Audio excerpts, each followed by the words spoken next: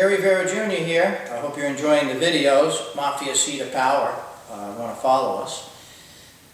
Mention a little bit about Greenwood Lake.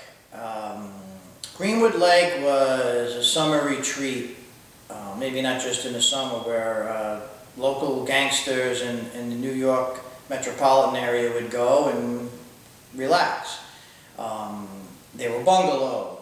There was Conti's bungalows, and then there was a mini Copa, they used to call it the mini Copacabana at Greenwood Lake, where Sally Burns or Salvatore Granello ran that club. All the who's would go up there. Tommy Agro would go up there. He was kind of a hijacker. He used to sell cases of that. Remember that canoe cologne? He had that. He had the English leather, the cologne from back then. You get that from him. George Filipponi, who was a Genovese, he would spend some time up there. He actually had a boat on the lake. The mini Copa they had, Frankie Valli and the Four Seasons would come there. I mean, this was a big place, and to get in. But primarily it was families, and the kids would play during the day, and then you knew which family connected and which family wasn't. The Deli University family, my family was up there, but also on my father's side, the Vero family was up there. And something that I was told that I thought was pretty cool.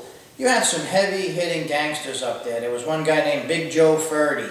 Most of you probably never heard of him, too. He was a top Gambino guy in Brooklyn. Some of you may know Big Joe Ferdy. Some of you probably... All these names you never heard of. Top guys, okay?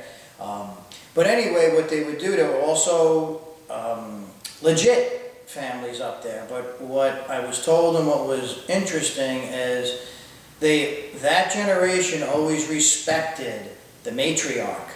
So my grandmother, on my father's side, Nana Vera, she was the oldest one on this particular hill, where all these wise guys. You should have seen the respect they showed her. So for those of you who don't know, didn't grow up around mobsters, if you want to call them, a mixture.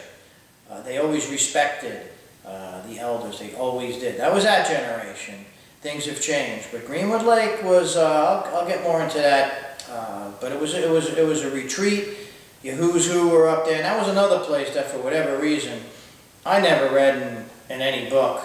And the reason I know about it is from my family, so I'm not quite sure why. I don't think, it was a very well-known spot. It is a lot that went on in organized crime, especially before surveillance, is coming out now, and it's not necessarily super accurate. It's coming out now. I mean, the stuff that I know is from old-timers sitting down with them. If you see my profile picture on Facebook, Tony Napoli was the only guy that had enough guts to go on camera with me and do a documentary, which we have, the information he told me. I sat down with a lot of old-timers. That's where I get my information, from them, and I believe them.